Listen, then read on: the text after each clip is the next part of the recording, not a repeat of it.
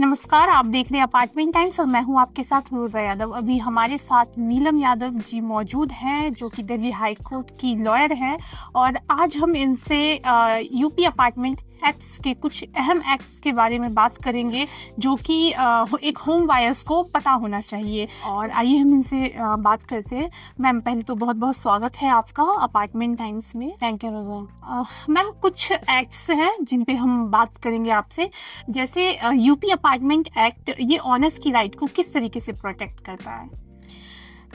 देखिए, मेरा एक्सपीरियंस जो इस फील्ड में रहा है वो देखा है मैंने कि बायर्स को पोजीशन के लिए काफ़ी मेहनत करनी पड़ती है। तो इस एक्ट में पोजीशन का राइट मिलता है, टाइमली पोजीशन का राइट मिलता है। उसके अलावा मेंटेनेंस और एक्सपेंस को भी ऑडिट करने का राइट मिलता है और वोट का राइट एसोसिएशन को रहता है। मैम, IFMS फंड और सिंकिंग फंड क्या है और इसके क्या फायदे हैं? IFMS फंड और सिंकिंग फंड बेसिकली एक कॉन्ट्रैक्चुअल मनी होता है जो प्रमोटर्स और बायर्स के बीच में होता है। वो एज पर एग्रीमेंट ही रहता है, बिल्डर बायर एग्रीमेंट या मेंटेनेंस एग्रीमेंट, जो भी आप कह दें इसे, उसमें मेंशन रहता है। ये बिल्डर तब तक अपने पास रखता है जब तक उस हाउसिंग अपार्टमेंट की 60% ऑक्यूपेंसी ना हो जाए। और इस IFMS मनी के अगेंस्ट उसको हाउसिंग अपार्टमेंट की सारी maintenance, park, common area, water, electricity, ये सारी सर्विसेज उसको देनी होती है। जब 60% मेंटेनेंस, 60% ऑक्यूपेंसी हो जाती है तो ये प्रमोटर का ड्यूटी होती है कि वो उस सोसाइटी में AOA का गठन करे और उसके बाद ये जो रिस्पॉन्सिबिलिटी है वो उसको हैंड ओवर करे। मैम, अगर जो IFMS फंड के बारे में, जिसके बारे में हम बात कर रहे हैं, मैम, अगर हाउस अलॉटमेंट नहीं होता है तो क्या उस स्थिति में जो ये फंड है रिटर्न हो सकता है?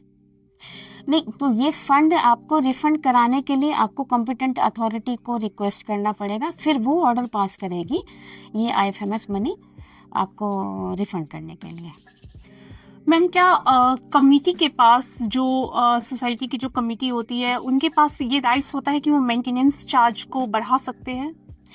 नहीं, ऐसा सडनली नहीं बढ़ा सकते हैं। वो एक प्रोसीजर होता है कि जैसे GBM मीटिंग या एनुअल मीटिंग जो होती है उसमें वो प्रपोजल रखेंगे और क्यों बढ़ाना है मेंटेनेंस, वो उसका रीज़न बताएंगे, ब्रेकअप बताएंगे उसका कि किस में कितना एक्सपेंस हो रहा है, और उसके बाद फिर वो वोटिंग करेंगे। तो 60% जब आपके फेवर में रहेगा कि वो आप मेंटेनेंस बढ़ा सकते हैं, तभी आप, एक प्रोसीजर होता है उसको फॉलो करेंगे। ऐसे नहीं कि सडनली आपने कल सर्कुलर जारी कर दिया कि मेंटेनेंस बढ़ गया।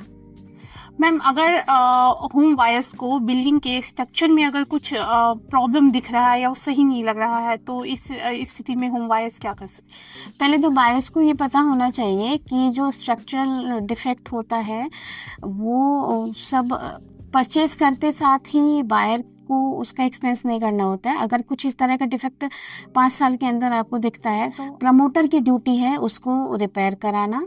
और किसी भी तरह की कोई सर्विस से रिलेटेड प्रॉब्लम है तो वो सारी जो 5 साल तक का पीरियड होता है वो प्रमोटर उसको, बिल्डर भी कहते हैं जैसे, वो उसको रिपेयर करेगा। और बाई चांस अगर बिल्डर करने से मना कर देता है तो इसमें रेरा में आई थिंक सेक्शन 14 क्लॉज 3 में ये मेंशन है कि अगर बिल्डर ये नहीं रिपेयर करता है विद इन 1 मंथ तो आप उसको कोर्ट में चैलेंज कर सकते हैं।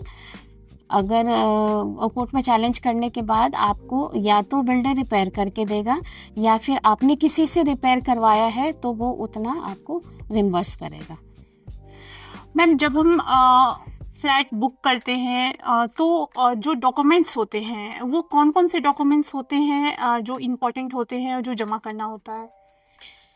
इम्पॉर्टेंट डॉक्यूमेंट फ्लैट बुक करते समय मैं सजेस्ट करूँगी कि आप रेरा की वेबसाइट पे, जनरली अभी सभी होम बायर्स रेरा पे रजिस्टर्ड है, आप स्टेट की वेबसाइट पे जा करके रेरा पे लॉगिन करके उनका जो रेरा नंबर होता है वो डालेंगे, तो उस पे उसको जो हाउसिंग अपार्टमेंट होगा उसका सारा डिटेल, सारा डॉक्यूमेंट जो भी बिल्डर ने अपलोड किया होगा वो आपको वहाँ पे शो हो जाएगा।